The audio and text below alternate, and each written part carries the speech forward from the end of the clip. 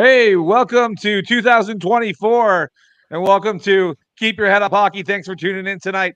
I'm your host, Jamie. We got J-Dog in the house and we got So Coach Nose. How you doing, folks? Yeah, happy New Year. And sorry for the long break, but had a few travelers. We had to, have a couple drinks with the family around Christmas time. You know how it Happy New is, Year. right?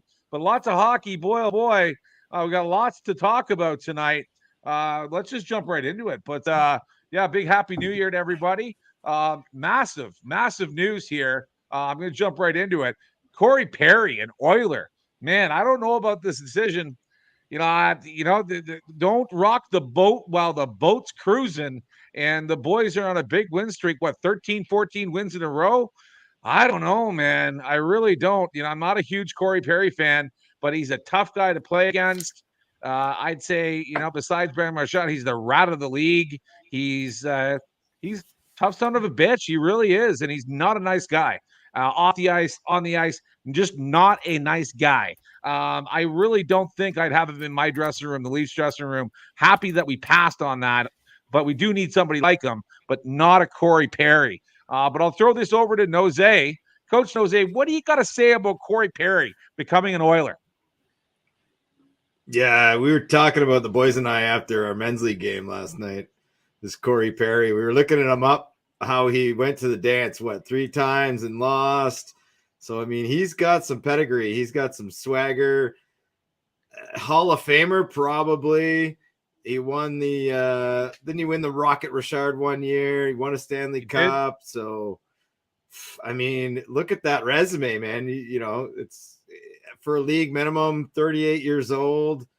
I mean, yeah, I agree. Like the Oilers they're rolling right now, but like Corey Perry played against the Leafs a couple times this year, and he was scoring goals. He was getting it done, and he was helping out even in Chicago. So on a good team, this guy is gonna help a good team, I think, as opposed to a shitty team like Chicago, where there's not much, the defense have to focus on the opposing teams with regard to any skill out there. So it's like, all right, well, Corey Perry's out there, we'll put a little pressure on him, and he probably won't do as well. But on a good team, when he's third or fourth line, like he still has hands, he can still cruise. So I think I like it. It's a good call. And as much as the Oilers, look at the end of the day, you're gonna have lots of teams adding guys like Corey Perry to make that playoff push and to put him over the hump. And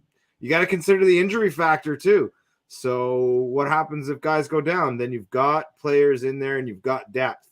And that's what you need in the playoffs, especially in the playoffs when shit hits the fan and people get banged around.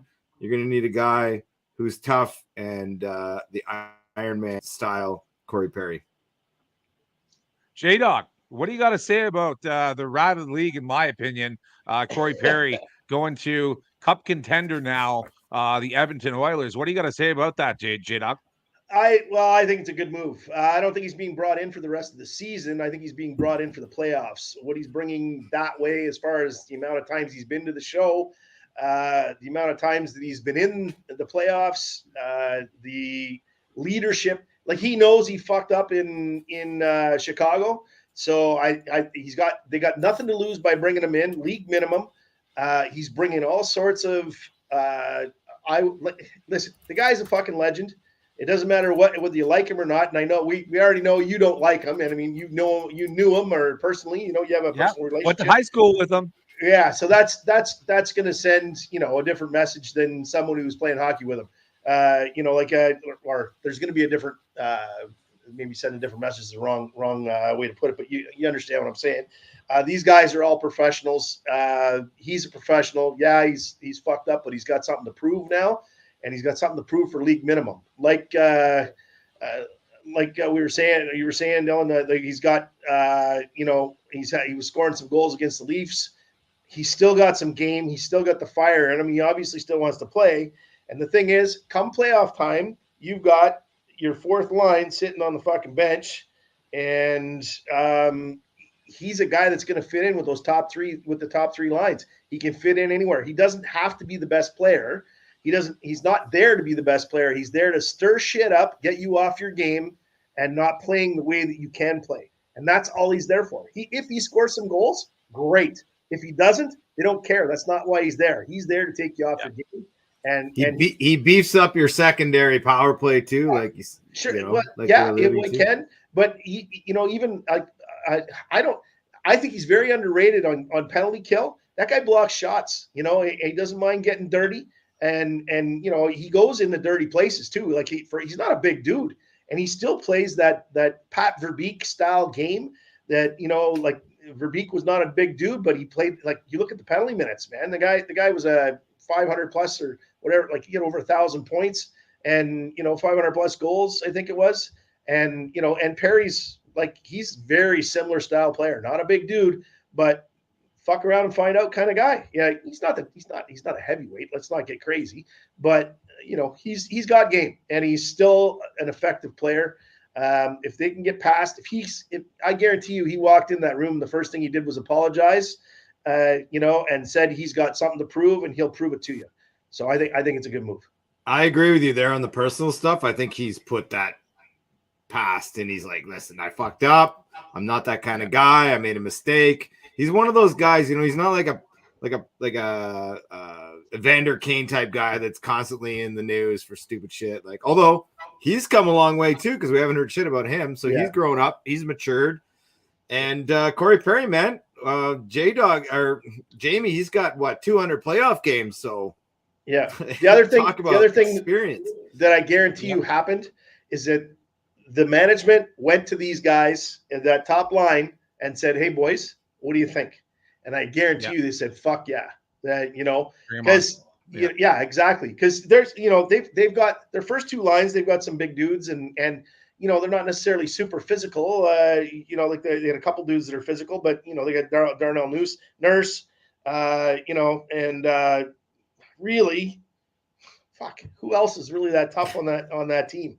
Not many, yeah. Not Playoffs many. is a different animal, guys. Yeah, and you need animal. Kane will drop the gloves too, right? Evander Kane will drop the gloves every now and then, but I hear you. We've seen Nugent Hopkins drop some gloves in the last couple of years, so who knows? It doesn't mean anything come playoff time. You're a different player, and that's that. I honestly, I'd take Perry over 2 or 3 guys in the top 6 on the fucking Leafs, to be honest with you. The Oilers scare me right now, man, and it looks like they figured out their goaltending too. So that was really the only thing they needed to sort out, and that's been you're the team to upwards.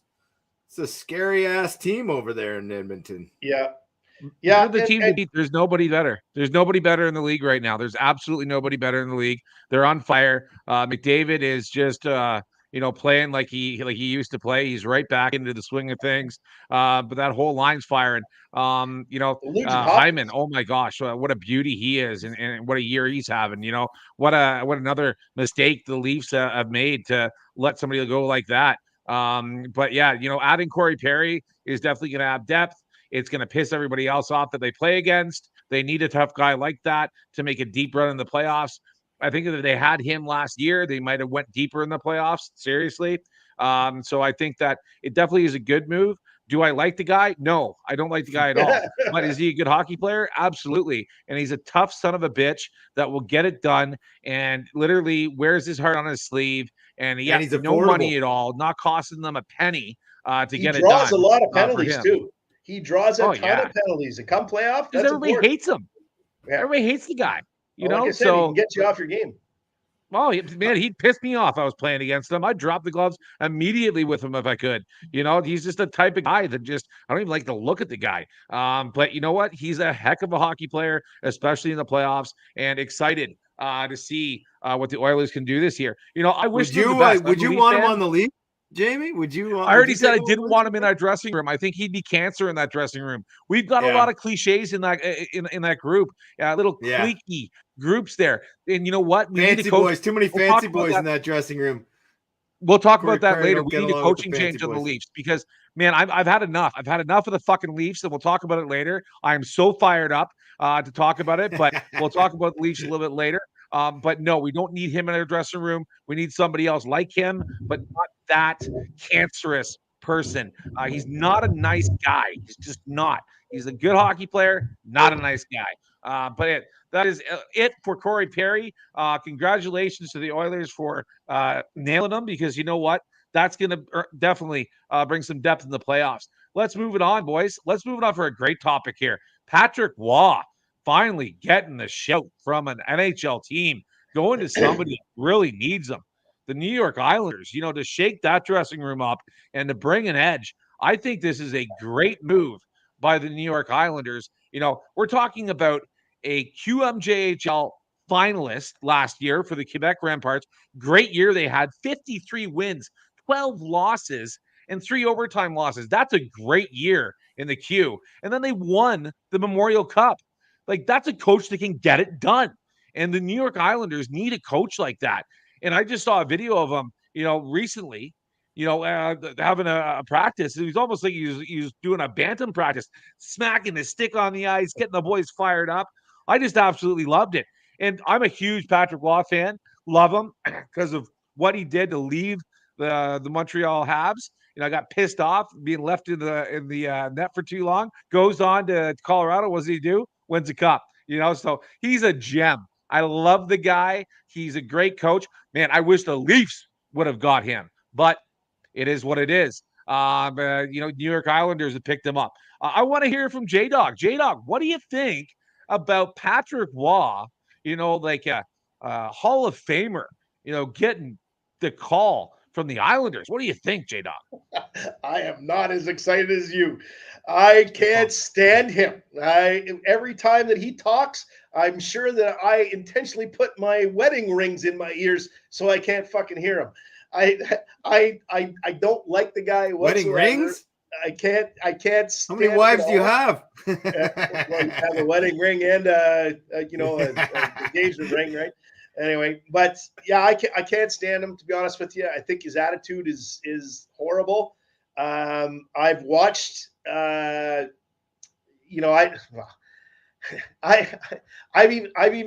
had a couple of friends that were teammates of his.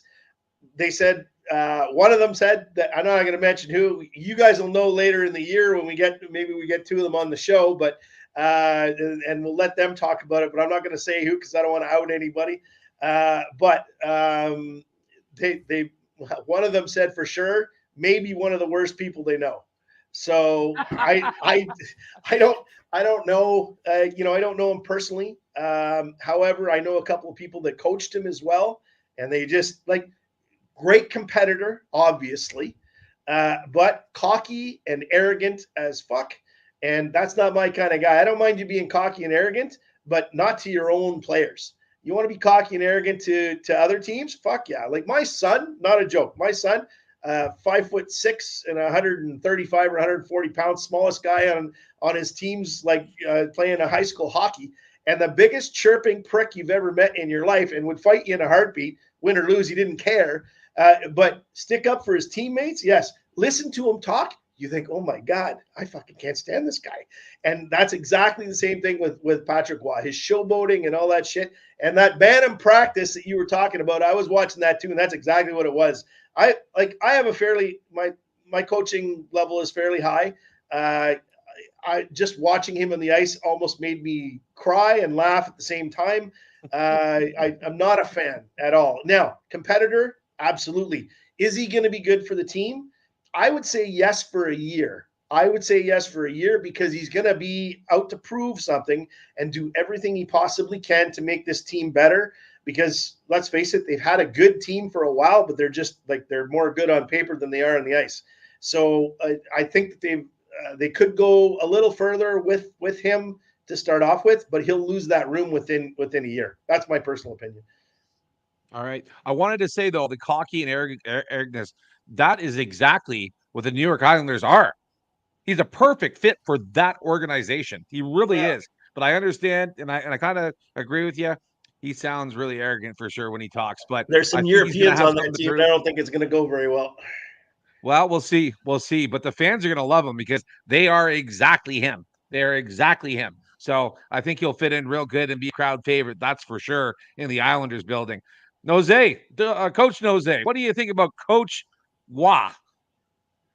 Patrick Watt, the greasy Frenchman, he's going to be coming out there ready to fire up the crowds.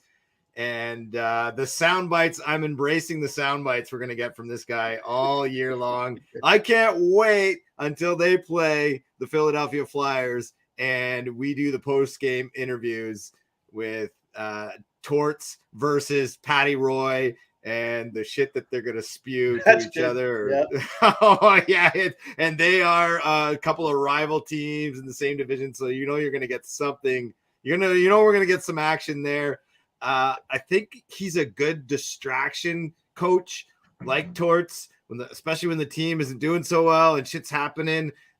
He draws the media away from the team. He helps the players in that way. And if the players can embrace that, and I think most players will, because it takes the focus off of them. And sometimes that's a huge psychological factor in especially in pro sports in general. So I feel like he's going to be hugely beneficial in that way. He's a real greaser, though. Like, he's had some history, some stories, couple wives. It's funny, I made the wives joke because Patty Waugh had the girlfriend-wife situation a long time ago. So he's right in there. So it'll be interesting to see what happens with Patty Roy in the league, man. I can't wait. I embrace it. Yeah. Bringing back the French coaches. Jacques Martin joined the Sens too. He got fired. We hadn't had a show since that happened. So been a few little coaching changes, and we'll see what happens with Patty Roy. But I'm looking forward to the post game interviews. Let's tell you that. I will just say one last thing with that.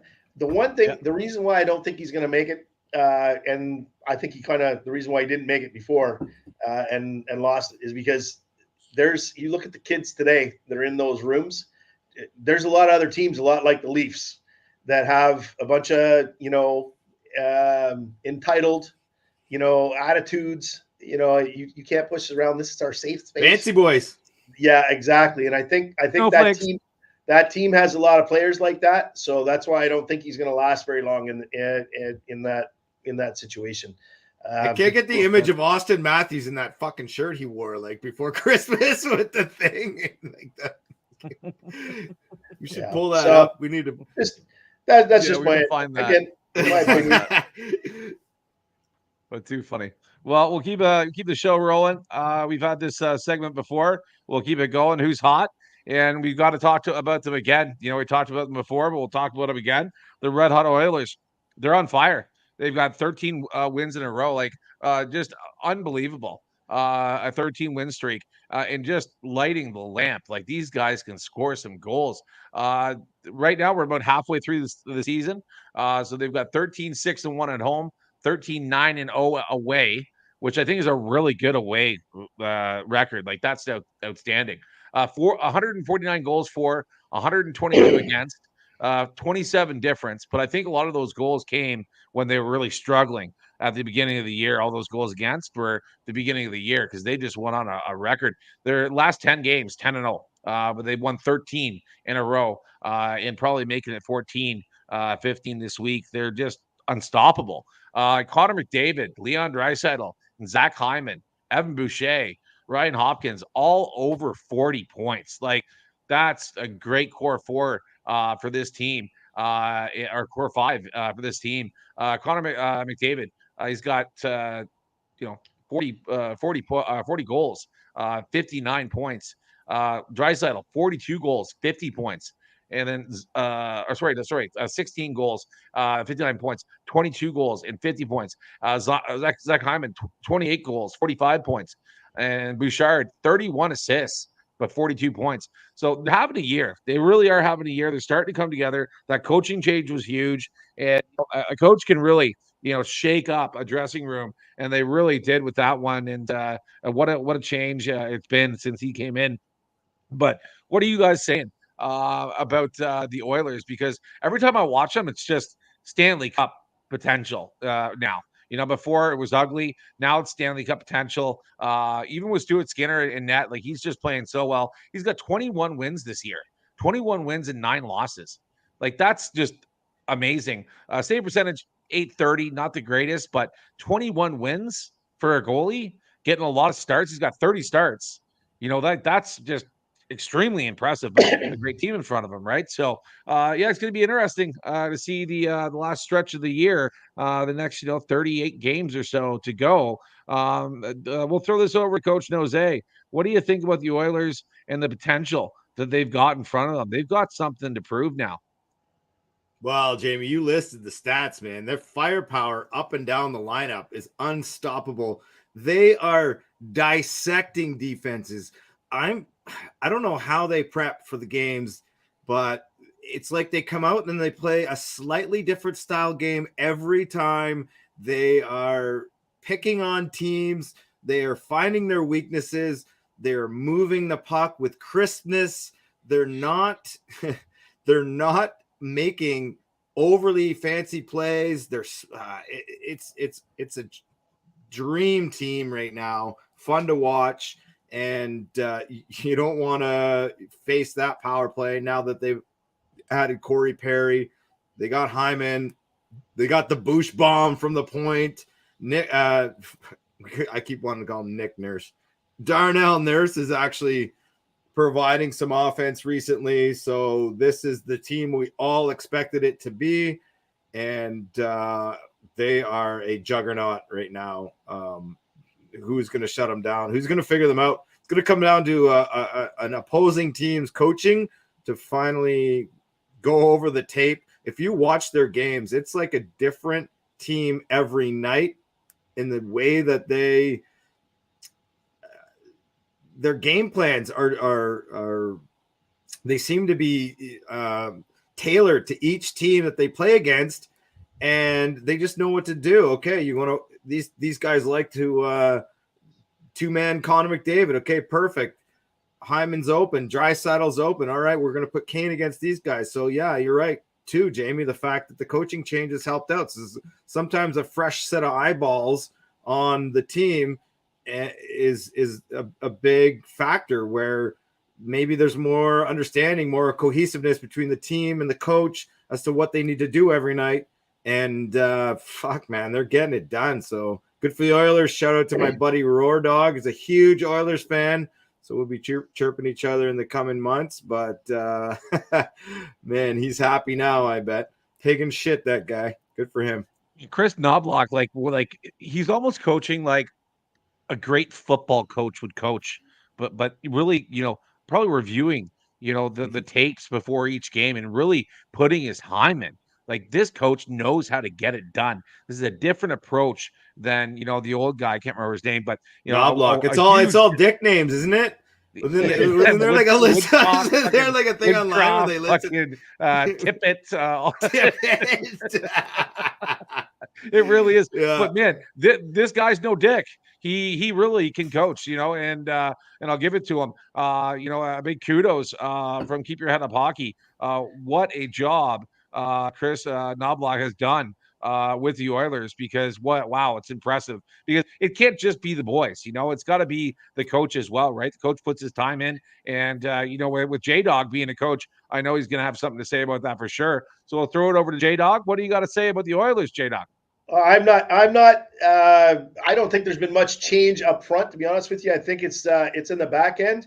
You guys like Ceci and Darnell Nurse last year that were like at almost zero or minus at this point.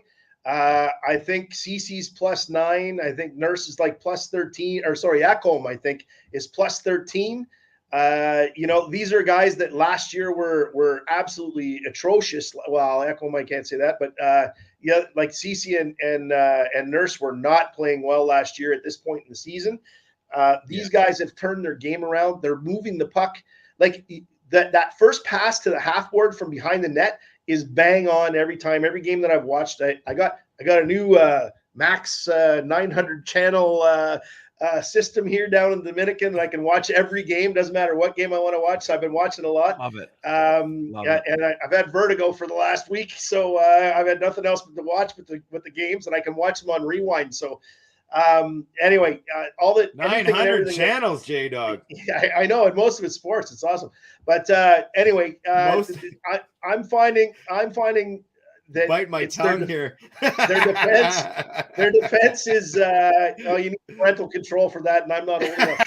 So, anyway, I'm finding their defense are moving that puck a lot faster, a lot cleaner, and they're not giving it up as much. And they're not out of position like they were lots last year.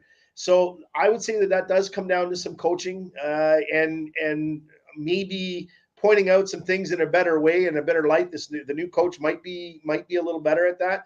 And obviously goaltending, Skinner's been Skinner like for a bit. He's a pretty solid goalie. I like him. And I think his attitude with his defense like you see, if you watch the games, he's actually one of the more talkative, at least it seems like he is one of the more talkative goalies as far as communication is concerned with his defense. And I think I didn't see that last year. I didn't see that at all last year. And obviously that's lacking from the Leafs, which, we'll always ring around to the Leafs. But I think that's probably one of the biggest problems. There's a lack of communication. If you have good goaltending and you have defense that are willing to listen to their goalie, because let's face it, defense, most defensemen, they're big, tough dudes, and they have attitude, right? Like a lot of them. And they don't like being told what to do. And they, I'm going to do this and I'm going to do that. And I've coached a ton of them. And, I've played with a lot of them as well. And if you get a guy that, like, the goalie's looking up ice, like, why wouldn't, when you're facing the goalie and the goalie tells you something, why wouldn't you listen? You know what I mean? Don't do what you think you should do. Fucking listen to him. He's on the ice more than you are. Pay the fuck attention. Goalies tend to be a lot smarter. Well, they are facing vulcanized rubber at 105 miles an hour. I don't say they're a lot smarter, but the intelligence of a lot of goalies is usually, their IQs are usually fairly high. Their hockey IQs. IQs are pretty high. Yeah, hockey IQ. Well, they're on the ice the whole time. They see the whole game all the time from the same point of view. Yeah. You know what I mean? Yeah. So, if you get guys that pay attention, a goalie that pays attention, and they're not just out there doing their thing, that actually pays attention to the whole game. And you'll know by just talking to them, you can learn a lot from goalies. But going back to the coaches, though, like a fresh voice makes all the difference. It's kind of funny because I coached my son's team with the other assistant coach the other night, and we got another win, and we scored like the most goals we had, and the main head coach wasn't there. So it's kind of this joke where it's like, even at that age, even at those grassroots kids levels, like sometimes a different voice in the dressing room, a different pregame speech, different attitude, different energy can really make a team, perform differently and better in a lot So absolutely, there's tons of times, at least I'm sure, Jamie. There's tons of times where I'll tell you little strategies. You got your team's playing well. They're playing against a team that they should beat, and they beat them, but they don't do everything that you think they should have done, even though they played well. I used to go in there, I'd kick the fucking garbage can over and garbage everywhere and swear and curse and whatever. And they're like, we're winning. But yeah, but you're not playing fundamentals. You're winning because you're better than them. You're not playing the fundamentals. Get back to, your basics. Come inside the fucking blue line. As you're the centerman, you should be down behind the fucking goalie. Like, when you're like back checking, like if the puck's behind the net, so should you be, like guys on the half boards, like when you're wingers, collapsing in on the net when they're, like when there's pressure, like that kind of shit. When you're playing, you got a highly skilled team like the Leafs, they don't do that shit. The good teams, the hardworking teams, you look at Vegas. Vegas is a fucking hardworking, fucking, bring your lunch bucket to work kind of team, blue collar boys. And, that it's all hard work. And if you can get a skilled team to start playing a fucking blue collar type game, fuck me. Well, speaking of who's hot, that's perfect segue right into the Winnipeg Jets, Jamie. Yeah, absolutely. We're going to move on to the Jets now. Shooting Top Gun in the West. The Jets are, wow, what a team. Yeah. Who said what? Yeah, beginning at the start of the year, first show. Who said what? Yeah, J-Dog said, watch out. And he was damn right. They're just on fire. They're a great team when they want to play hockey, and most nights they're showing up and outplaying, out skating, out hitting, out shooting, just damn right outplaying everybody that they're playing against. And they deserve everything. They've worked hard for it. They really have. So 16, 6-2 at home, 14, 5-2 away. Another great away record. These two teams that we're talking about, Oilers and the Jets, great away records. 146 goals for, 102, 104 goals against, a 42 differential. When you're scoring 42 plus goals halfway through the year, you're going to win a lot of hockey games, and they're doing so. Mark Sheffley, 41 points, 14 goals, 27 assists. Eilers stepping it up, having a good year. 16 goals, 19 assists, 35 points. Josh Morrissey, Canadian boy, just love him. He's got 7 goals, 26 helpers, 33 assists. And then Cole Perfetti, another Canadian boy, 14 goals, 16 assists, 30 points. Love this kid, Cole. Man, this kid can play hockey. And then Kyle Connor, too, right there, 29 points, 18 goals, 11 assists. But I got to say, Vezina trophy for this guy. He deserves it. Connor Hellebuyck, boy, man, this guy is stopping pucks. And talk about a goalie that helps his team and sees the ice, just like J-Dog was talking about. Man, this guy talks the whole game. He's a team player. Give him the C. This guy deserves the C for the Winnipeg Jets. He really is getting it done. He deserves the contract he got this year. But goals against average, 217. Save percentage, best in the league, 925. Like, that is just outstanding.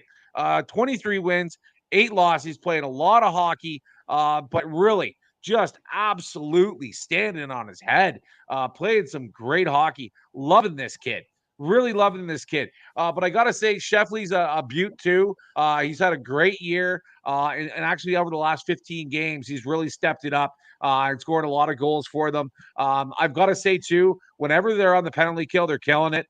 They've got a great penalty kill, but really control the hockey games that they're in. They outwork anybody that they play against, and they really deserve being halfway through the year where they are. And a big kudos to the Winnipeg Jets from Keep Your Head Up Hockey. We're going to throw it to Coach Nose.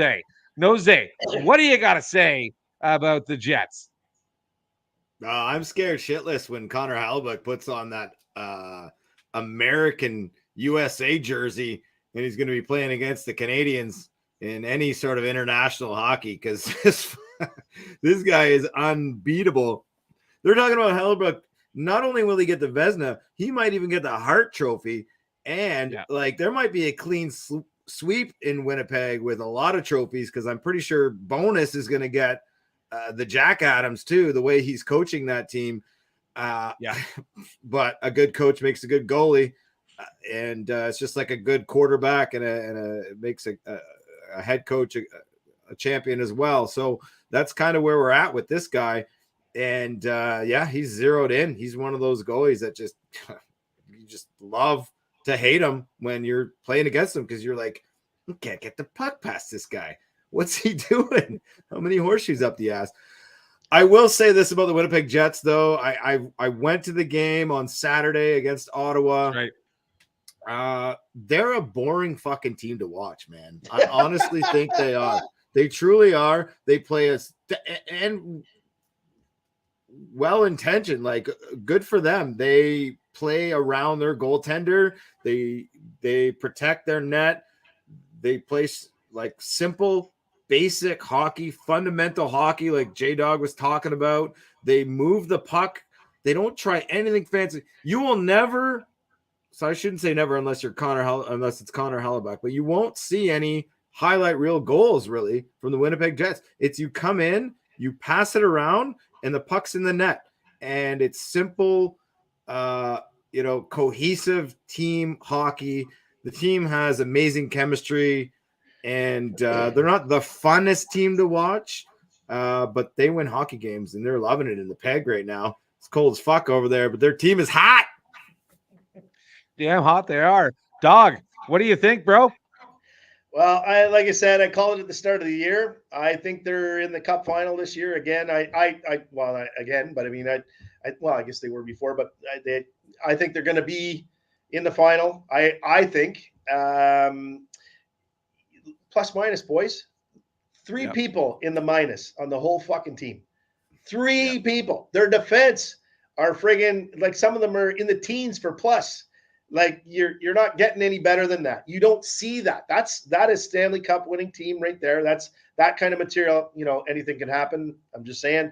Adam Lowry, as I said at the start of the year, that change with the C is the number one reason they're where they are. That he took over that room. Last year at the end of the year, he fought Revo there and pounded the fuck out of him. And they fought 2 or 3 times now, I think. Revo's supposed to be the toughest dude in the league, or him or one of the, and Lowry goes to bat for his team. They all know that when he's on the ice, it's not just him. There's a couple other big dudes on that team. They're a big team. They're a heavy team. They're a good checking team. They're a very good forechecking team. And like I was saying earlier, they come back, they collapse, and fundamentals are great. But I'd say the one thing that I see from last year to this year, you look at Scheifele, and his attitude last year was pretty piss poor. You could see he was a different player than he had been before. Last year was, I think he's their best player. I think they were looking to him for leadership. His hockey IQ is off the charts. He's guaranteed to be a coach when he's done, or management. He knows everything there is to know about hockey. He's one of the most intelligent dudes in the NHL when it comes to hockey. And I think if you look at the way he talks to his team on the bench, in between, like every time he sits down, he's got something to say. Every shift, he's got something to say. That when you got your leadership that's that involved in the game, and same thing with Lowry. Lowry's always talking. Nemestikov, I don't always say his name horribly, but anyway, that kid was quiet as fuck before. Look at him now. He's talking. He's having fun.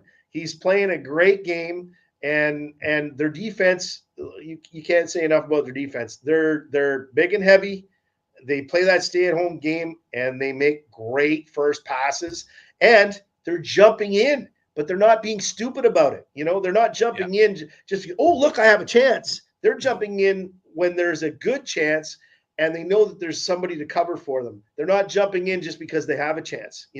It's methodical. Like you said, it's boring. But you look at the worst. If I'm playing against them, you need to pick up your pace because they clog up that center ice better than any team in the NHL. To get past the red line is a fucking problem. And they're a big team with a lot of reach, and they have speed. Their big boys have speed.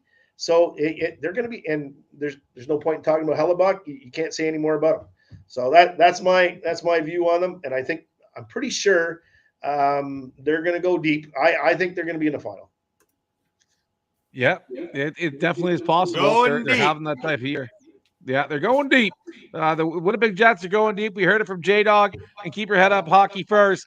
But we got to move on to one more team. We got to say it. We got to bring it up. The crazy Canucks keep it rocking and having a great year, and they're not stopping. 17-4-1 at home, 15-7-3. Another great away record. You can win at home, but if you can win away, man, that's the full package. 178 goals for, 119 goals against. But I got to call it out, man. JT Miller is having a year. That guy is just every night, just getting points, assists, goals. And when it really matters, when he's on the ice, he's really making it happen. Elias Peterson, 61 points. He's got 25 goals, 36 assists. Quinn Hughes, I called it too, beginning of the year. Their defensive core is solid. And Quinn Hughes stepping it up. He's got 57 points, 12 goals, 45 assists, really feeding the puck well. But a lot of shots from the point for those assists as well, right? Brock Loser, 27 goals, 19 assists. And then another ad that they added, Philip Hornick, top 5 in scoring, 36 points at 33 assists with 3 goals. So definitely rocking and rolling. And I got to say, too, Tyler Myers, not a big Physical. scorer. He's got 18 points on that team, but he's a Canadian boy, a big boy that you don't want to fuck with. And he plays hard every night, too. So a big shout out to him.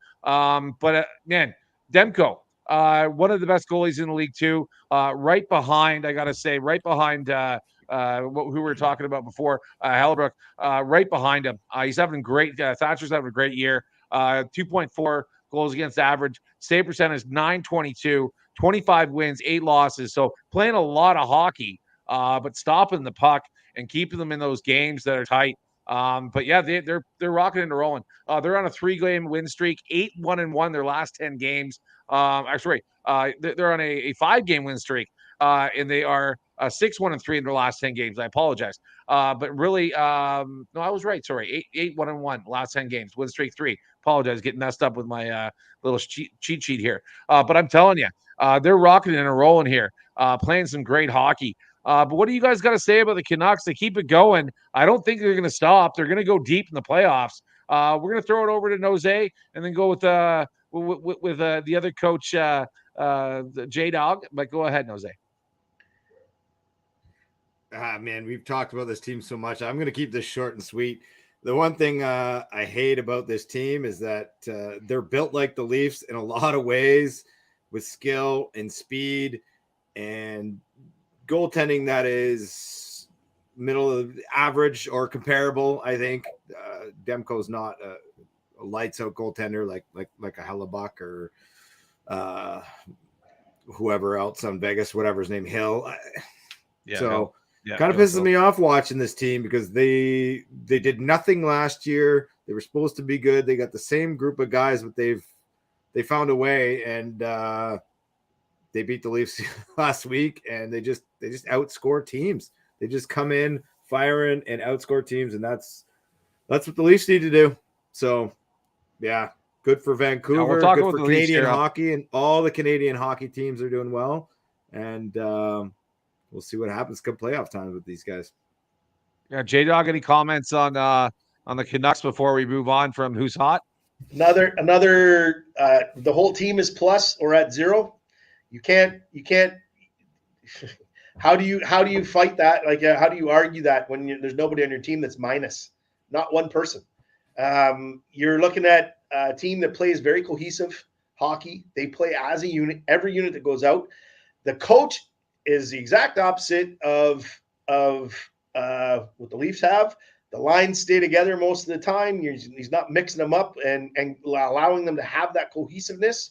Even if you have a bad game or two, so the fuck what? Have a bad game or two together. You got to go through adversity together to be able to be good together. If you don't go through that adversity together, you don't do that, you're not gonna fight for the guy next to you. You got a new guy rolling in every week on your line. There's no cohesiveness. You're not going to feel that brotherhood as much. And as far as the goaltending is concerned, I think Demko is actually very good. He's calm. I think he's a calming person. I think he has that type of mentality that if you just look at him, he doesn't show any emotion. And to have that positive, not showing emotion, nothing gets him down kind of, that gets the team having a confidence. And then 6'8" fucking Myers. That guy's been leveling people this year. This is the hardest physical year that I've ever seen him play. And I don't know what Burr got under his fucking saddle this year, but I'll tell you, if he would have played like this his whole career, he'd have 2 or 3 Norrises under his fucking belt because he's playing phenomenal hockey. He's not making the mistakes that he used to make. He'd shy away from the physicalness sometimes, and I think it brings something not just to his game, but to everybody on the ice, and the whole bench.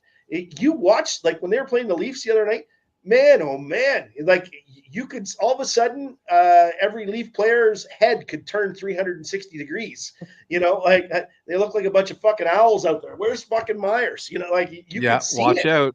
It was a different game when he was on the ice. And I honestly think too that when you have that kind of a coach who likes to fucking, he likes to if you're doing something wrong, he's gonna fucking shit on you. and then his backup coach is exactly the same. You know, like they're just they're guys you want to fucking play for. You know, those are the hero type fucking players that you wanted to be like when you were growing up. You know, and you want to play for these guys. The stories these two fucks would be telling in the fucking change room alone. You know, these guys are storytellers. They're going out for when these guys go out for team meals and shit like that. They're not fucking listening to the other players. They're listening to the fucking coaches. You know, like this. Sure. What happens off the ice is just as important as what happens on the ice when it comes to coaching. Yeah, I hear you. But yeah, no, the Canadian teams are rocking it and rolling, and a big shout out to all three of them. Keep up the good work. I hope that the Leafs here, turn it on here in the last half of the season. We'll talk about them here in a moment. But who's not hot? And I'm sorry, Brennan, he's not here tonight, but we got to throw him under the bridge because, boy, oh boy, it is ugly in Ottawa. Oh my God. I tell you, every time I bet against these guys, they win a game that they shouldn't have won. And then every time I bet against them or for them, they lose every single time. And I'm getting sick of it. So I've learned my lesson. Just don't bet on or against Ottawa, period. Just leave them off of the pro line. But yeah, 12-11-1, 5-13-0 on the road. And that's what I'm talking about. You get wins on the road, it keeps your year going. If you can't get wins on the road, it's not good. 143 goals for, 154 against. And, like Stützle, 43 points, 10 goals, 33 assists. Like, I thought this guy was a goal scorer.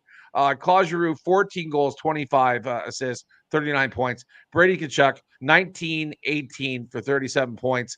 It's just not been good. Korpisalo, an 870 or 887 save percentage, a 3.56. That's not good at all. And then Forsberg, who's supposed to be I thought was going to be their big savior after the trip to Sweden, comes back and just been playing terrible too. A 335 goal against average, an 889 save percentage, and their wins it's laughable. Like, how does this team have such a solid team on the paper and just doesn't transition every single year? Yeah, they had that deep playoff run and they lost to Pittsburgh. Who cares? They can't get it done, and their fans are getting right pissed off, just like the Leafs. Trust me, I'm pissed off too as Leaf fan. But I can just imagine how fucking pissed off I would be if I was an Ottawa Senators fan, a diehard. You see this team like, okay, finally, I'm going to have a good year. We're going to make a run. Nope. Just fucking shit in the fucking bed every fucking game, and they can't stop a fucking puck.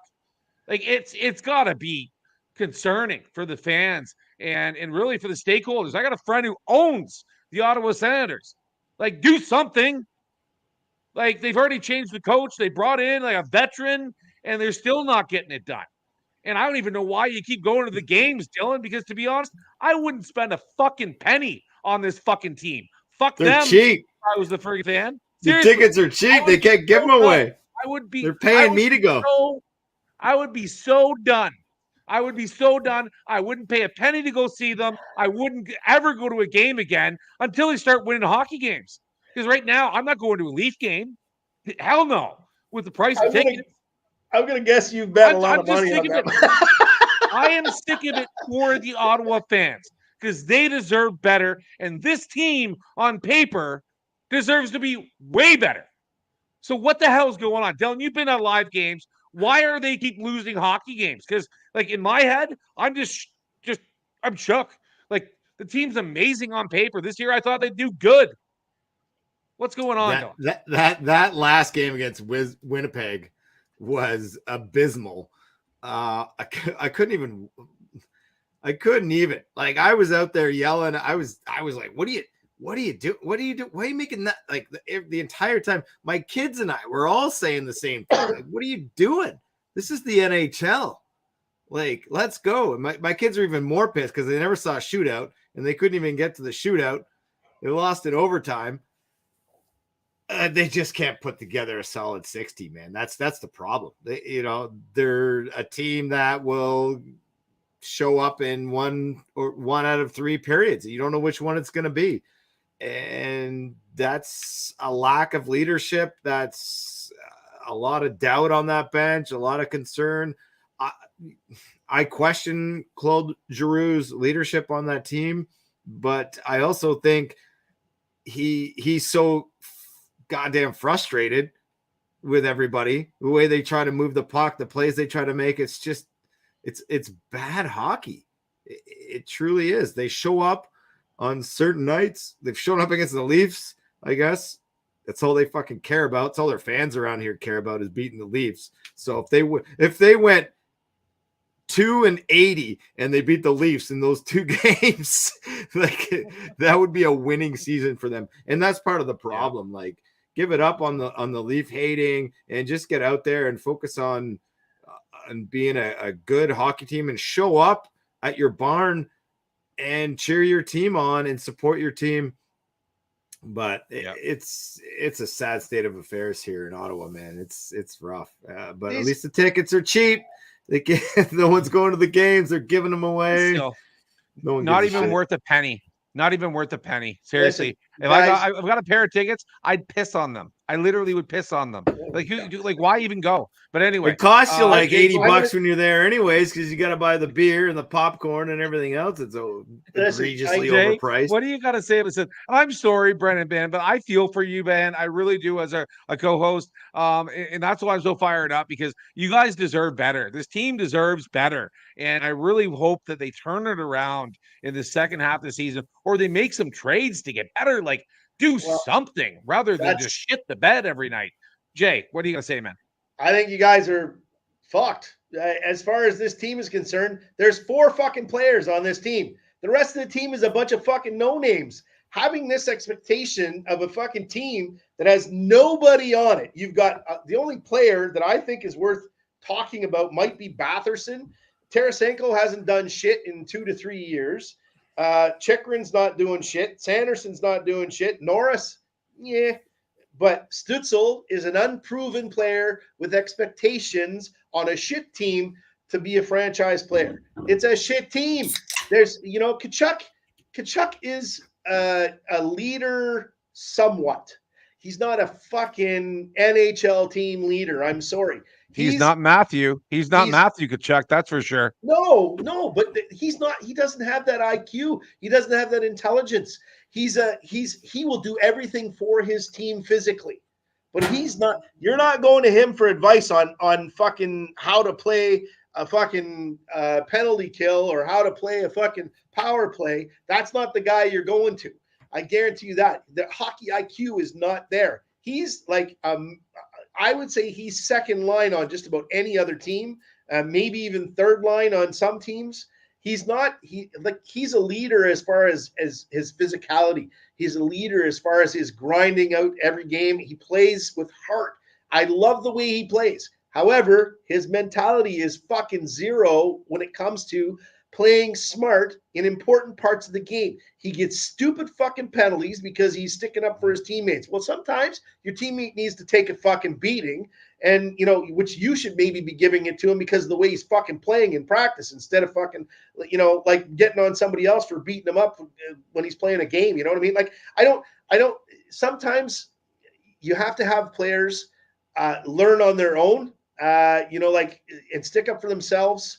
That adversity that I was talking about earlier, he doesn't have to stick up for the whole fucking team. That's what they need, Jay. A good in-practice dusting. Hey, I would love to practice. I would love to run a practice on this fucking team. I'm not joking. I guarantee you they'd be a different fucking team when they were done.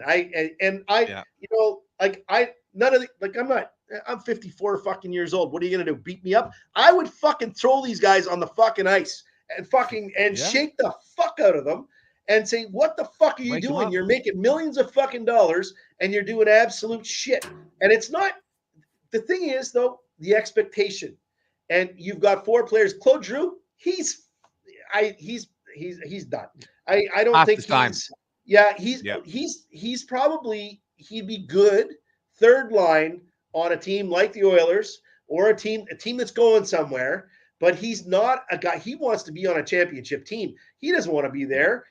Neither does Norris. Neither does fucking Tkachuk. Loves it because, and the reason why he's the heart and soul of the team is because the focus is on him because it's a shit team and he knows it.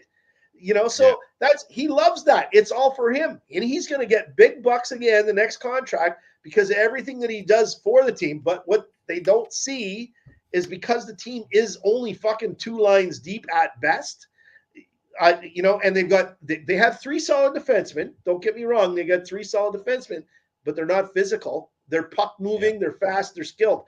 They're not fucking physical. They don't have that kind of a team, and they're getting beat up. They're not a big team. So they're not to have these expectations of the Ottawa Senators. I think is out to lunch. No offense, boys, but they're 2 lines deep at best, and they're not going to be a playoff team unless they make a wholesale fucking change. ASAP. They shouldn't be doing this bad though, Jay. Like, I'm not saying they're going to win the Stanley Cup. Like, I hope that Ottawa never wins the Stanley Cup, seriously, because I just don't like the franchise. But I really think that their fans deserve better, just like the Leaf fans deserve better. They truly do. But they just don't have it. They don't have it. But I really, on paper, I thought they looked pretty good this year. And I thought they'd make an improvement, maybe make the playoffs, lose first round kind of thing. But that's not even going to happen. I just hope that they turn it around for their fans and start putting in an effort, because some nights they play great against teams that they shouldn't even beat. They beat them. And then other nights they just shit the bed, and it's like the worst hockey I've seen. I'd rather watch OHL, and that's why I've got the Moncton Wildcats jersey on from the Q and the London Knights. We'll talk about these boys here in a second, but we'll throw it over. We'll keep it going. I wanted to comment on Connor Bedard and also Chicago. It's rough in Chicago too. They're having a terrible year, but they just don't have the team. So it's kind of expected, especially with Connor Bedard now being out for another 6 weeks. What do you guys think about the hit? I didn't think it was dirty hit, but why hit a kid like that? Like, why go after, the 18-year-old? Like, do you really want to take that kid out of the league? Do you really want to hurt that kid? Because like, it was a hit to the head. It was a big hit. He's a small kid. It's kind of like he could potentially, and I'm not saying that he's going to be, but he could potentially be the next Connor McDavid or the next Wayne Gretzky, potentially. He's got that much talent. Why run a kid like that? Like, I just don't get it. And it really pissed me off. I think the guy's last name's Smith that made the hit. And I saw it. I'm just like, it's not a dirty hit, but why do it in the first place? It's like, who cares? They're playing against Chicago. Like why make a fucking run at a fucking 18-year-old? Like, you're a fucking dick. Like, you really are, straight up. Like, break a guy's fucking jaw. Like, now he's eating through a fucking straw. Like, that's fucking pretty fucking brutal.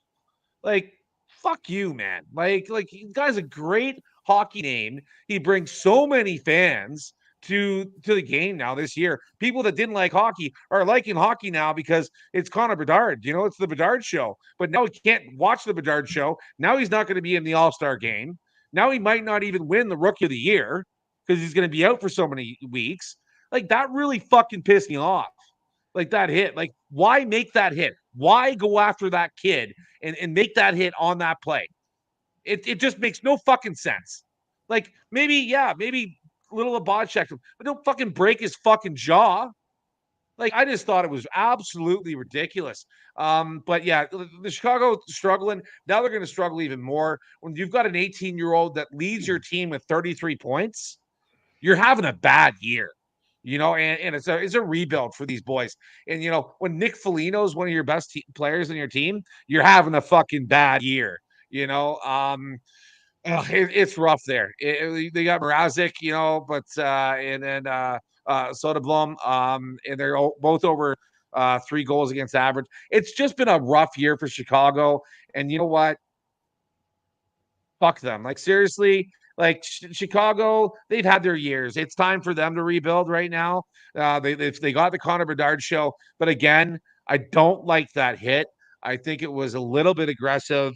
It wasn't a dirty hit, but I don't like it. We'll comment real quick on this. Nose, what do you think, man? What are your thoughts on Chicago? Did you like the hit, Jamie? Tell us how you really feel. Did you like the hit? Tell us how you really Yeah, no, it was I'm not holding back, man. It was unnecessary for sure. And that guy's going to be forever known as the guy who put out Connor Bedard. He's not going to be known for whatever else. He's a bum. And he put out Connor Bedard for 12 weeks, one of the best players. Like, you just don't do that to those players. That just doesn't happen. It's like Mitch Marner could have been splatted like a bug so many times when I'm watching the Leaf games. And guys just don't do it because Mitch Marner doesn't hit like that. Connor Bedard doesn't hit like that. There's a certain unwritten rule and there's a level of respect, and that guy stepped into the kid, and it's not good for the game. It's just not. And this is the game that this bum plays. So, yeah, I'm with you on that one, Jamie. Like, yeah, let's give him a big awful. Fuck you. Seriously. And 6 weeks fuck you before. With a broken jaw and like to come back from that, like you're gonna lose weight. You can't eat, you can't chew. Like that's a fucking. I remember even just getting hit in the mouth. I bite my tongue. I can't eat for a couple days. I got I mean, like this is like can't even talk. It's a shit time for the kid, man. There's shit. This guy's only played like 4 games all year, I think. Smith. He's and like, there hasn't been very many games anyway. I'm not too sure how many, but it's not very many. And there was I don't know if you guys remember this, but there was a guy that used to play, I believe, for the Leafs. His last name was McCreary, and knocked out Wayne Gretzky and never played another game in the NHL. So, he's now a referee, or was, or I think he still is. He still Tim McCurry. Tim McCurry. Yeah. So I you don't bite the hand that feeds you. I get that. However, you put your fucking helmet on. Keep your fucking head up and you fucking watch. It's a fucking physical game. If you I don't fucking have any fucking problem with you stepping up on a guy that's on the other team. He's making fucking how many $1 million a year, or is going to be making how many $1 million a year? He's already making millions, let's face it. But he's not making in fucking on his as far as his salary is concerned. He's making in fucking TV revenues and whatever else, and sponsorships and whatever the fuck else. So I don't give a shit. You put your fucking helmet on, you keep your head up, and don't think that because you're who you are that somebody's not going to fucking hit you. You deserve the same treatment as everybody else. I've never been a big fan of treating, that's why there's guys out there like, back in the day, like Semenko and McSorley and fucking, Probert and whatever, to fucking protect these dudes so that shit doesn't happen. Well, if you're not going to put forward a fucking couple extra bucks to have a couple guys like that on your team to protect your fucking player, then that shit's going to happen. It should be expected. That's just the way I think. I don't agree. Damn I right. don't agree. You don't need to fucking hammer a guy. I don't think he didn't mean to do it. No. I don't think he meant to. But you still don't make that hit. You just don't. You don't hit that kid. You don't hit that kid like that. You still hit him. You still fucking hit him. Rub him out. You don't have to fucking kill him. There's no doubt about it. I don't think he meant to catch him in his fucking jaw. And there's a size difference. There's an obvious size difference there. That plays into it quite a bit. And like I played some pretty good hockey. I'm not. And I played some physical hockey. I played some pretty physical teams in my day. And I'm only 5'7" on skates. I'm 5'9", 5'10". I'm playing against guys. I played against guys that are 6'2", 6'3", that I'm running my face into their shoulder. They're not even super tall. I played against guys 6'7", 6'8", and I come up to their tits. How tall is Bedard? Like 5'11"? Not even. He's a short kid. He's like 5'9". So you're talking like that plays into it as well. And who knows? He loses a little bit of footing or whatever, off balance a little bit when he gets to the hit. It just adds to it. I only saw the part that I saw. You're only seeing the upper body. I only looked at it just before the show. And, I didn't really see the feet. So I didn't know, I didn't really see how his body was that well. But to me, I just think there's no, you put the helmet on, your head should be on a swivel at all times. And it's unfortunate. And again, this guy's going to pay the price. He's 34 or 35 years old, this Brendan Smith guy. he's probably just not going to play again. I think. Yeah, I think so too. I Yeah. think so too. I did want to say though, I think that Connor Bedard will learn his lesson though. Like, because before the beginning of the year, I thought he had a problem with keeping his head down.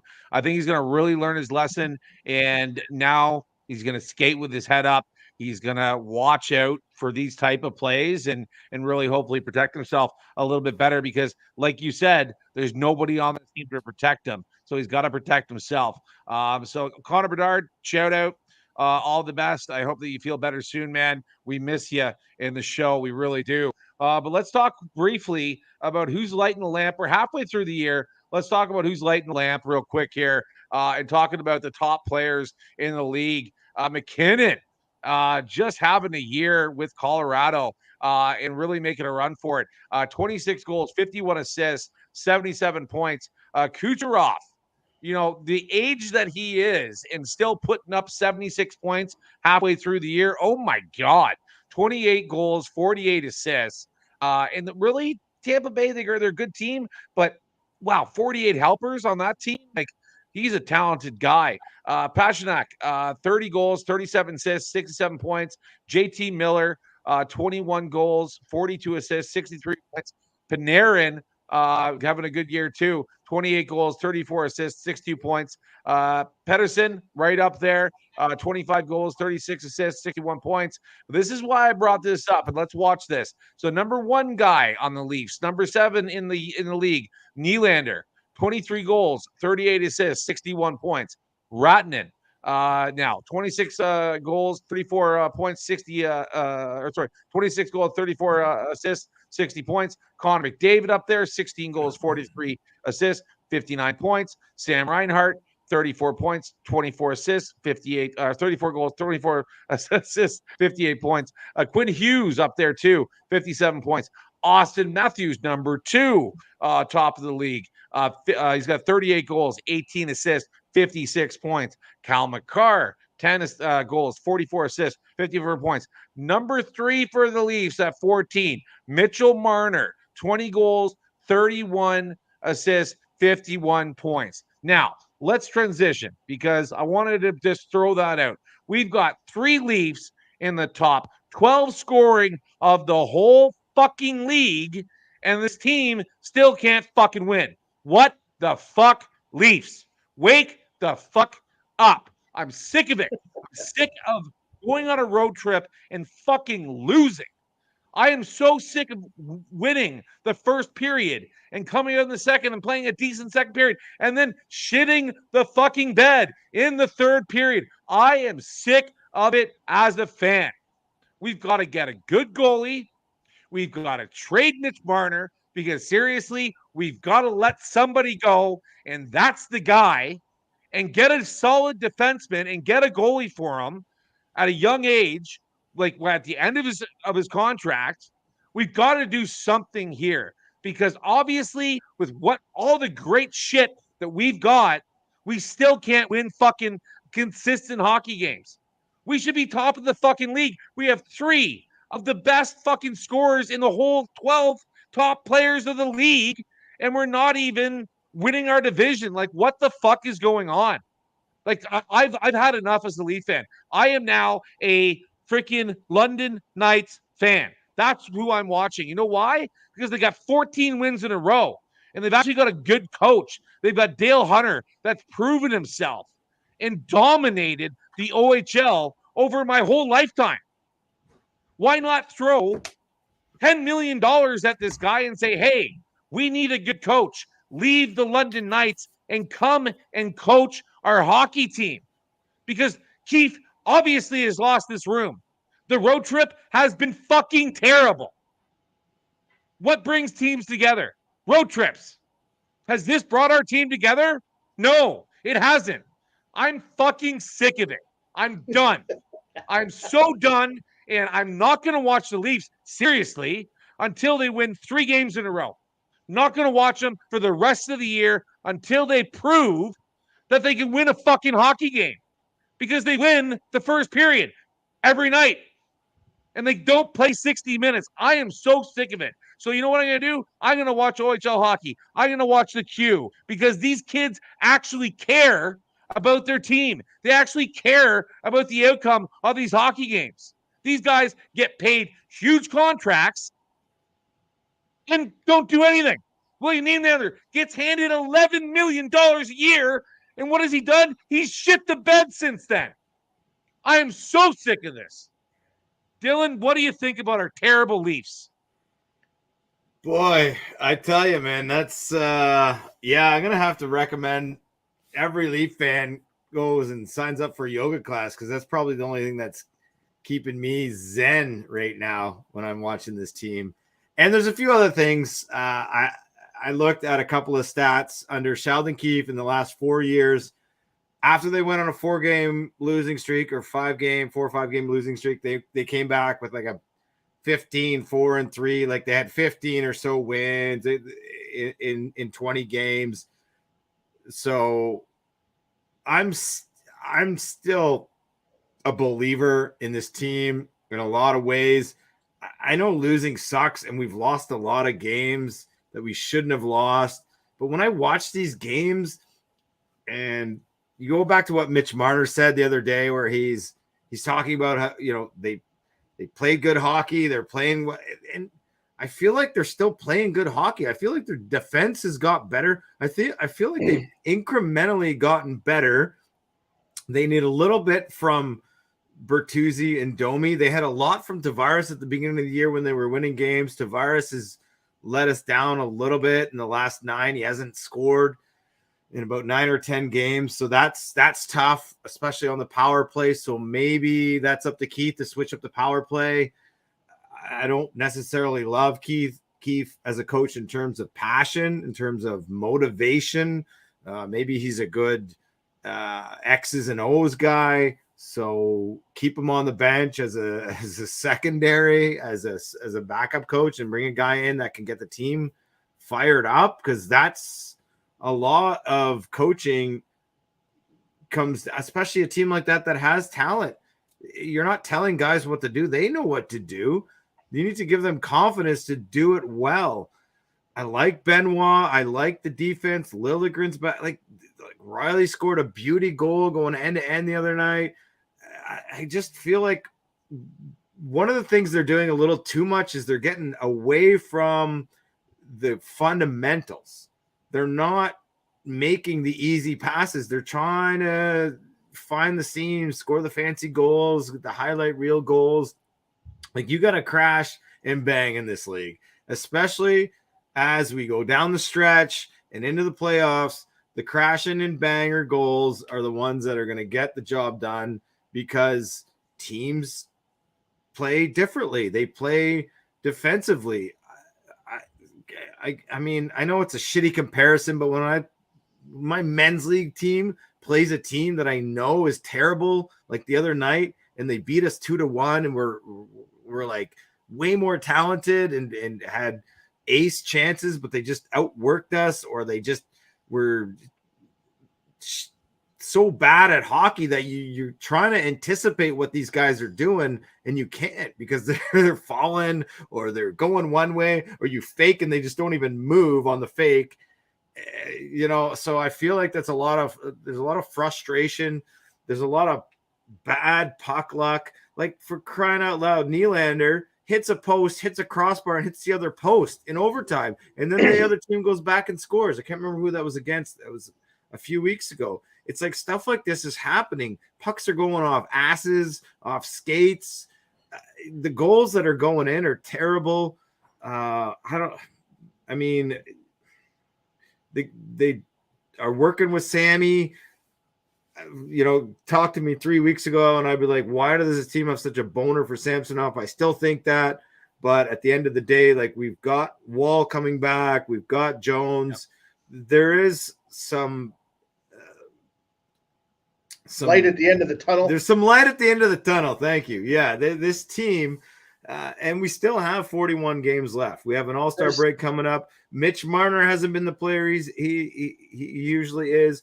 John Tavares, you want to talk. We talked about a lot on the show today about leadership and guys who can lead. Like, I don't see John Tavares as one of those voices that's going to pick up the team and motivate passive. them. Yeah, It very was- passive. Yeah. And he's not leading by example right now either. And the one thing about John Tavares, I think he needs to do some soul searching right now as he ages.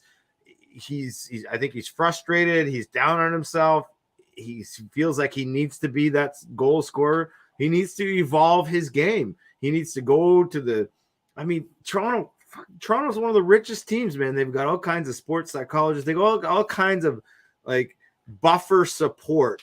If Tavares needs to go and talk to somebody and be like, okay, I'm not scoring goals. How can I help this team? Because I'm not helping on the scoreboard. So, throw someone else on that power play. There's so many things that they need to tweak. And I'm not throwing in the towel by any means. I understand the frustration. I understand the anger. And for a while in the last couple of weeks, I was like, is this team even going to make the fucking playoffs? Like, what's going on here? But we got half a season left here. Let's just take some breaths, fucking meditate, do whatever we got to do. Just chill the fuck out and, let this team, find itself again. I need something more. I need some like heavy narcotics or something to calm down. Because I tell you, Listen, where's Brandon when you need him? Tough time. I've had a tough fucking time with this team, man. And I wish it the best. I'm a huge Leaf fan. I'm going to give it to J-Dog here in a minute, but I wanted to say, like, man, like maybe Tavares needs to hand the C over, because who really is the truthful fucking leader on this team? Matthews, hands down. Has 50 freaking blocks and 50 points, basically. He's the leader on this team, and he's the one, I guarantee, that fires up his team in the dressing room. So hand the C over. Say, hey, my time's done. Let's give it to. Well, that's the thing, Jamie. They've been playing well defensively, and Jay, I'm sure you're gonna touch on this too. Like, they have been playing better defensively, and they have added the pieces defensively. Giordano's back. They've got a good D-core. It's going to turn around. It's going to turn around. Get it done. Well, they better. Yeah, it's better. The puck luck, better, man. Because I'm telling you, it's the puck luck. They just they're getting 40 shots a game. They got 40 shots a game against who was that? Who was that on the? It was on Vancouver. The they outshot Vancouver by 12 shots. They're all over it. They're all over it. So yeah, it's just been tough to watch, man, because I'm just such a diehard fan and I want the best for this team. But I want to hear from J-Dog for sure, because he's a diehard too, and he's got the channels now. He's been watching. Jay, what do you think about the Leafs, man?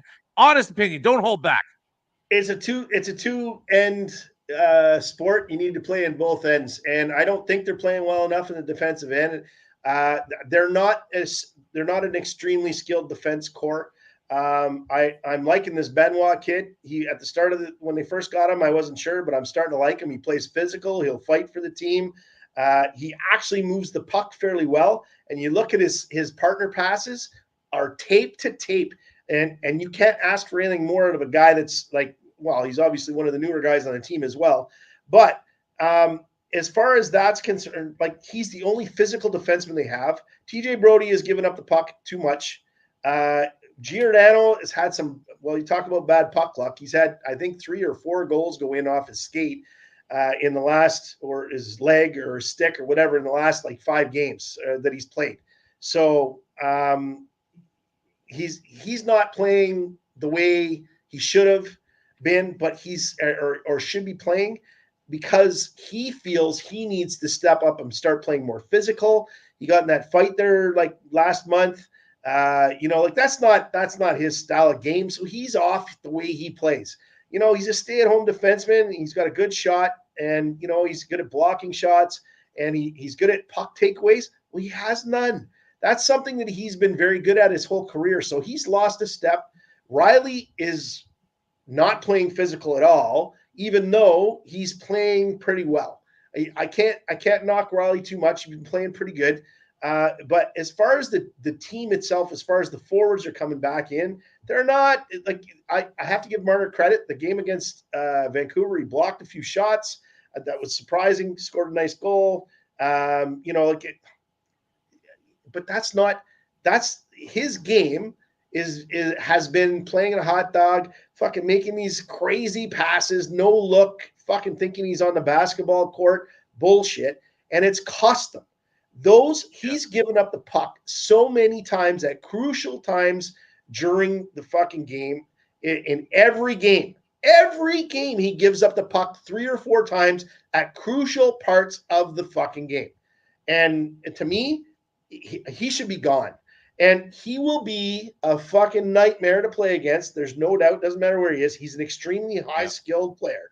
And the only thing is, he needs to play on a team where he shouldn't be counted on. He should be a second-line player that's going to score you a lot of goals and get you a lot of assists. There's no doubt. But you shouldn't have to depend on him for that. You know, like it should be happy to have, but not be the guy you're depending on it for. And he could bring two, like I said this in a stream that you and I were both on, Jamie.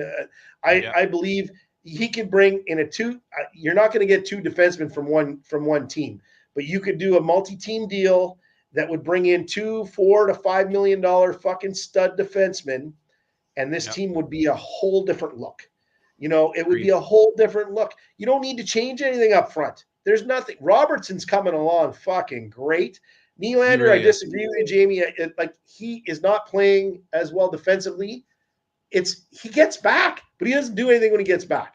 That's the thing. He was standing in front of the net for a goal the other night, and I'm like, dude, your guy's right there, and you do nothing for it. However, he scores. Oh, he had a huge gap, Jay. He had a huge gaff on. Was it a shorthanded goal where he was the last guy back and he shot the bet, and they lost that team that was like 2 weeks ago? Yeah, man, like, it's been tough to watch Nylander, man. Kills me. He's scoring when they need scoring. That's who's scoring.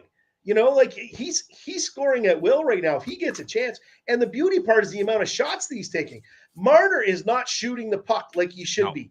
Matthews is the only guy on that team that's shooting all the fucking time, but you're giving it to him all the time. So the team's not getting the opportunities because they're honing in on Matthews because they give him the puck every fucking time.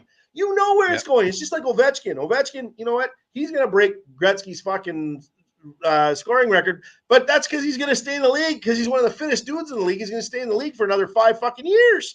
You know, it's not because he's going to score 100 goals every year. I feel like we're the Leafs are like the Washingtons of old when Ovi was lighting it up, getting 70 goals a year. Yeah, and couldn't make the playoffs or got in the playoffs and got booted out for winning the President's Trophy and then got booted out. Like, I feel like that was but they're not physical. At least Washington's always been physical. This team, I will say, the Vancouver game, they started playing a little bit more physical. But when Myers started throwing his body weight around, it changed the fucking tone of the game again. And that's the problem. They don't have any. But Benoit is probably the only guy that plays physical on this team. I honestly believe Revo's been sitting on the fucking bench for a long fucking time. He is a minus fucking player. There's no fucking doubt. 4 minutes. That's all he gets. 4 minutes. Give him fucking 4 minutes. He only gets 3 minutes normally, but fucking give him 4 minutes at the start of the fucking game when it doesn't matter. Set the fucking tone. Get him out there. It doesn't matter. The Leafs can score 6 goals a game in 2 periods. We've already seen that. We know that. So why not put him out there for 4 or 5 minutes in the first fucking period? Set the fucking tone physically. We're going to send him out again if you fucking guys want to fuck around and find out. But in the meantime, after, you know, let that physical tone and bring up, they got 2 kids on the fucking Marlies that are fucking nasty. I can't remember the names. I'm sorry, but I'm thinking right now. But bring up those 2 kids. Same thing. Let some physical. Throw them out there in a game against, it doesn't matter who, you know, against a shitty team. But give them some fucking time, some physicality. Let the league think there's a little bit of a different look there. And then they're going to they got the Sens coming up February 10th. So that might be a good day to do that, to bring up the couple kids to give them a chance, Jay. I love your thinking though, man. I want to say they're one more thing. They're still a dangerous team. Go ahead. Absolutely. I want to say one more thing about Samsonov. The reason why they keep going back to Samsonov is because he's a fucking $5 million, $4 million, $5 million, whatever the fuck they gave him, $5 million goalie. They know that he's not their goalie anymore. They know that. But they're still in a playoff race, okay? There's still 40 games left in the fucking season, and they want to get this guy mentally back in it, at least enough where they can get something for him. So I think the 6'7" fucking kid that I can't remember what his name is either. Bill the Beast. Thank you. I think he deserves a chance. I think he absolutely deserves a chance. He covers so much net. He's going to stop fucking pucks that most goalies He's are like not a going to stop. Vasilevsky. His style Yeah, is He's Vasilevsky. huge. and He's and huge. and I've watched a couple of the games that he played in. He's actually fucking physical. When guys get in front of him, he's not afraid to move them the fuck out.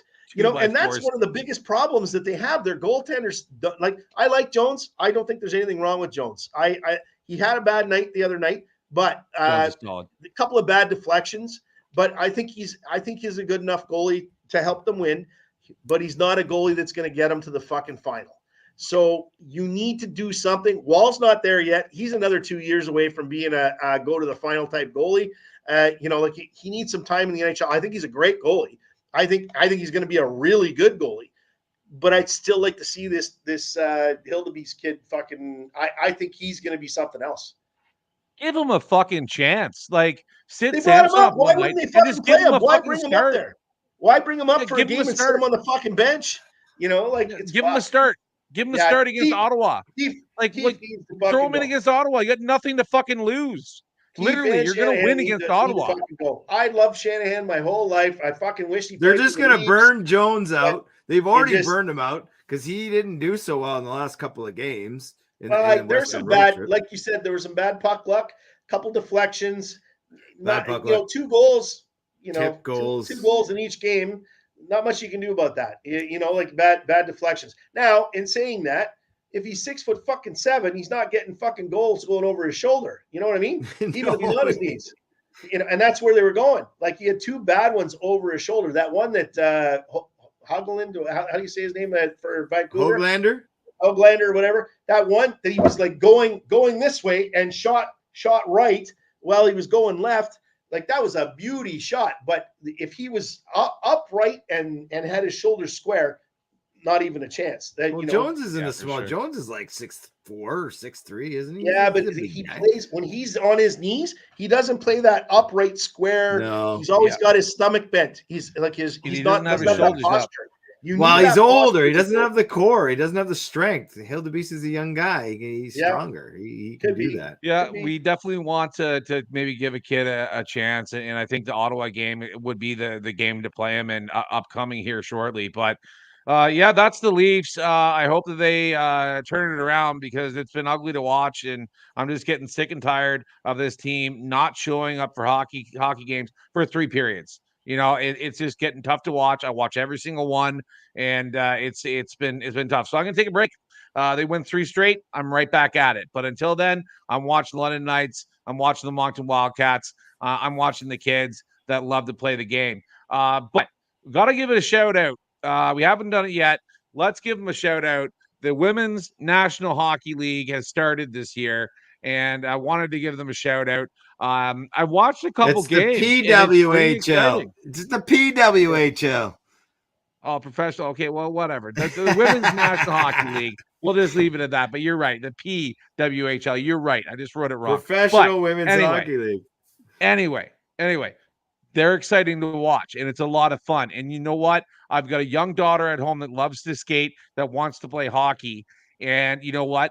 If the girls are on the ice and you can bring your daughter to the game and get them inspired in a sport that you love, for a guy that's got a daughter at home, I'm all thumbs up for it. I think it's amazing. I hope the league does well. It looks like they're packing the houses. They're selling tickets. I'm really happy for them.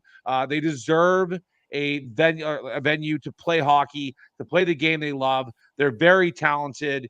They're even playing rough. Like, it's good, rough, hard-nosed hockey. These girls are out to win games. I love it. And any team, like they're all great. And I watch the highlights all the time. Like, they're playing well, and it's really inspiring to see. And for a guy that's got a daughter at home, I just absolutely love it. So a thumbs up from Keep Your Head Up Hockey.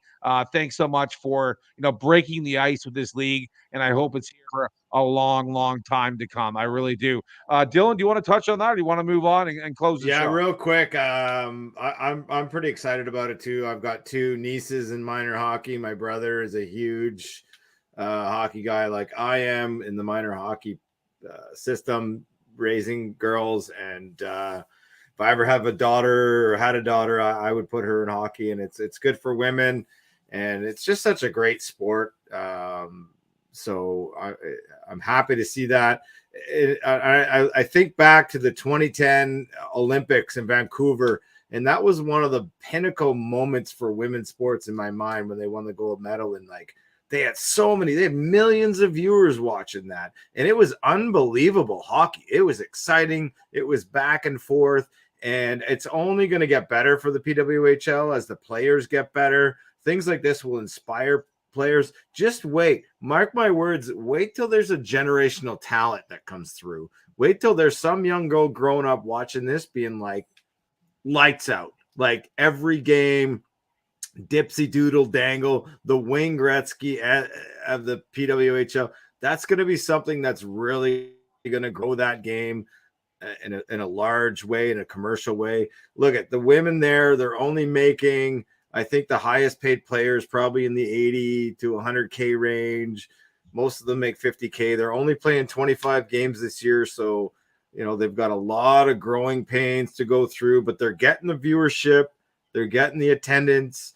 They're going to get the sponsors. People like watching it. I like watching it. I think it's an entertaining thing. I hope it's not just a novelty for these people, that people will continue to watch it. Obviously, I don't, like you guys, don't have time to watch a lot of sports. We watch our football and baseball and whatever else. But I like what they're doing. I think the original 6 theme that they did with the jerseys, the way they did it is really cool.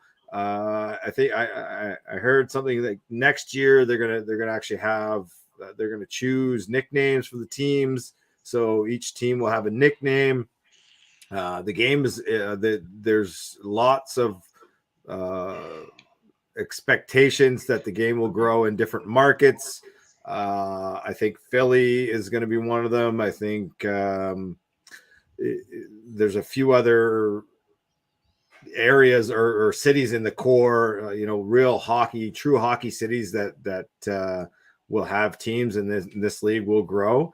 And I'm excited for it, man. And I'm excited for, you know what? And it's rough. They let shit go. It's a lot. Like it's grittier. It's not like the international rules, which is a little more cheesed up. This is like hard, a little more hard nosed Canadian style hockey, getting gritty, getting dirty, rock 'em, sock 'em. And these women, they're giving her out there. It's fun to watch. Jay, any comment, man? Yeah, I'm going to say a couple things, and a couple of them are going to be controversial. But it's fine, let it flow, yeah. Bro. Don't hold back on this show. I've been coaching women since I was 16 years old. I started off with my girlfriend's baseball team or fastball team. I support women's hockey. I support women's sports. I support. However, the one thing that I'm having a hard time with is this. The world has changed, and you're listening to some of these soccer players, and we need to make as much money as, we need to be this person, basically fuck men, and that's some of the attitude that we're getting, and a lot of man hate with some of the women's sports. And what women don't understand is if you don't have men supporting your fucking sport, you're not going to fucking have any support at all. And you need to smarten the fuck up as far as supporting men supporting you. When a man says something that maybe you don't like, but yet he's supporting your sport, by fucking telling him, oh, you're an asshole for saying that, you've now just lost him and probably his friends. They're not going to go to the games anymore. They're not going to, having and excluding men as far as coaches are concerned. That is the stupidest fucking thing I've ever thought in my life, because most women that are in hockey do not have a lot of years of coaching. Not saying that there's all, but there's not a lot of years. There's not a lot of depth there. Hockey for women is still in its infancy, no matter what way you look at it, because it hasn't had the support that it should. And it should have the support, because I love women's hockey. It's fucking fun. And you know what? Women are much easier to fucking coach They're like sponges. They don't have the. I know that there's fucking young men girls do. on my son's teams right now. Yeah, I love And it. it's I love coaching. They listen to me. They actually listen where the other little Right. some of the other little guys, I won't say it, but they're like exactly. refused. So I'm gonna say if they stop with this, like there's a difference between equality and equity. There's a difference between women's lib and women's lip, and that's a fucking shitty thing to say or whatever. But you know what I'm saying? Because there's a difference between women that are trying to do better for the sport, and then there's a difference and like do better in general than just to fucking listen to them talk. Some of them just want to listen to themselves talk, like I'm doing right now. However, I'm not trying to push something for me. I'm not trying to push something that you need the other half of the fucking population to fucking support you. You wonder why you're not getting the money, you're not getting the attention. Support your own fucking teams. You don't go out to fucking women's games like you go out to fucking men's games. There's a reason for it. Men's games are usually more entertaining. There's no doubt. However, the women are getting so much better, and so like there's some skilled fucking women out there and some physical fucking women out there that are very entertaining to watch. And I fucking love it. I absolutely do. And I coached in the military. I coached to 2 nationals in the military with the women's team that I was coaching, the Atlantic team. I had some of the best hockey players in Canada on that team, like female hockey players. And the attitudes when I first got there, and oh fuck, we got a guy, like attitude. Like I felt it when I first got there. I felt it. It was like, there's that feeling where you're just being like the eyes just glaring at you, like they're like the man hate was there. It took some time for them to realize that I was there to fucking make them better. I was there to give as much knowledge as I possibly could. And there's fucking many people out there, many guys out there like me that are willing to help, but you can't shit on them when they say something. Okay, fine, say something, but take somebody aside. The one thing I'm seeing is there's so much calling out of men by women in women's sports in front of everybody and trying to embarrass men in front of everybody, and that kind of shit has to fucking stop. We're all here for the same reason, the love of sport, not fucking politics. Keep your fucking political bullshit out of fucking sports. I know it's hard because it's a business, but this fucking shit, our country in Canada has to fucking change. It's swung so far fucking left, and this craziness of words are offensive. Yes, words are offensive, but they're not fucking, they're like, I'm hearing they're dangerous and they're fucking, they hurt people physically. If words hurt you physically, you need to see a fucking doctor. I'm fucking sorry, but there's something else wrong with you other than fucking the obvious things, because it's just the mentality's so fucked right now. Our country, people are fucking laughing at us, and it's why I moved. It's a big reason why I'm in the Dominican. I've been to 27 different fucking countries, man. 27.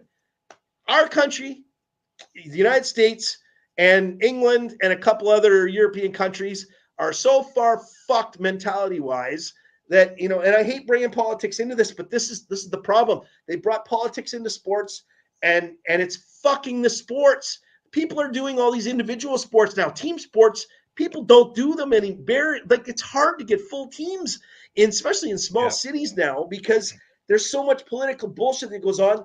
Good parents, good coaches, good people don't want to be involved anymore because of the fucking politics of this fucking left-wing bullshit. And I'm so sick and tired of it. And I don't give a flying fuck about what anybody else says. Let's keep it about the hockey is kind of what I think Jay means. And you know what? On the ice, the women can bring it, and it's great to see. But keep the politics out of it. Let's just play hockey. Let's enjoy the boys. Let's enjoy the girls. We both can play the game, and that's what it's all about. Is this PWHL? is that the girls can play too, and they've been bringing it, and they've been doing a great job. So just wanted one more shout out real quick. We're going to end the show here quickly, but a big shout out to the London Knights, 14 wins in a row, killing it. Go Knights, go! My hometown in London, Ontario. Now live in New Brunswick, but gotta love to see it. Dale Hunter bringing the heat, and these boys can play. So really nice to see. Another huge favor. I gotta ask you, if you've watched the show, it's an hour and a half, 40 minutes long. You've reached the end of it. You're a fan. So please do us a major favor. Tell your friends about the show. Let's grow this thing.